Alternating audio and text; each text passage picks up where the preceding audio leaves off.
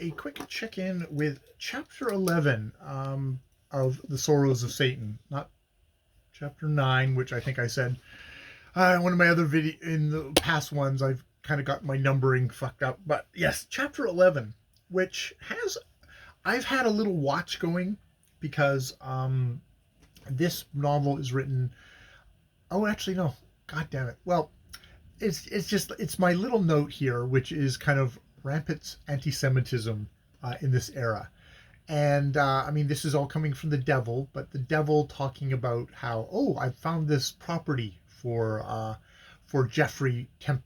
Tempest, Jeffrey Tempest, got the name right for once, Jeffrey Tempest to buy, and it's a steal. It's like 100,000, but you can get it for 50,000. And it turns out it's the family estate of Lady Sybil's father, Lord Elton, and makes the point of, oh well, the Jews got it.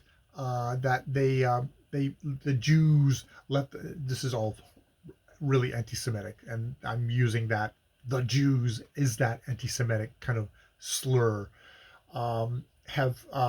They gave him money, but they took the property as a security, and now they've got it and are selling it off. They've sold off all the china and the bric-a-brac and all that.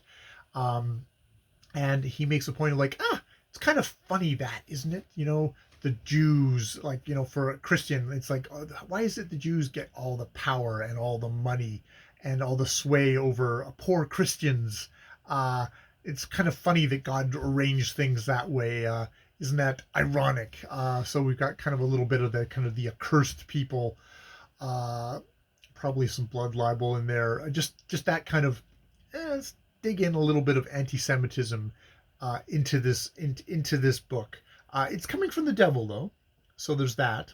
Now, whether we see a Jewish person in the book and we get more of a reflection of if that's the novelist or our hero's point of view on the matter. I mean, I think there is very much kind of a taunting thing of the devil knows that this does bother someone like Tempest or other Christians, that all these Jews have power and wealth, and that they're using it to enslave poor Christians with the monetary stuff.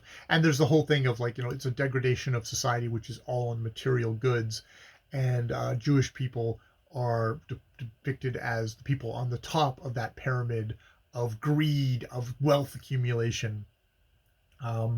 And not old money family, but having done it through banking and other dishonorable, unchristian means. Of course, the whole thing being that Christians basically being herded into this industry because they weren't allowed to be in any other industry, and there's a whole kind of the ambivalence that at least old Christianity had with the idea of money lending, of monetary practice in general, as being kind of like kind of an iffy thing. So it's a gap that a minority that was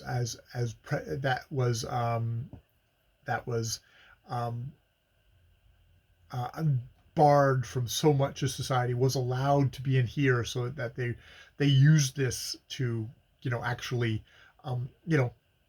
make money to have some sort of ambition. It's like, but just gets, it's that irony of like, oh, you're all interested in money. It's like, yeah, because you wouldn't let us go to universities or be politicians or all the other stuff that we could have done. You wouldn't let us do. So then you tar us for only going into the area that you would only allow us to get into. So yeah, we'll see how that goes. I was thinking about this with I was getting more excited about this with the Scarlet Pmprnl, which I'm reading out loud at the moment.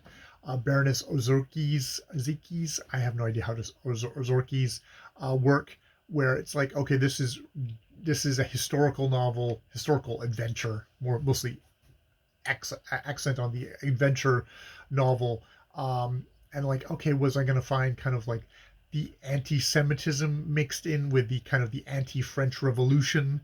We'll have to see how that goes. But that's a different discussion video. So I'll leave it there.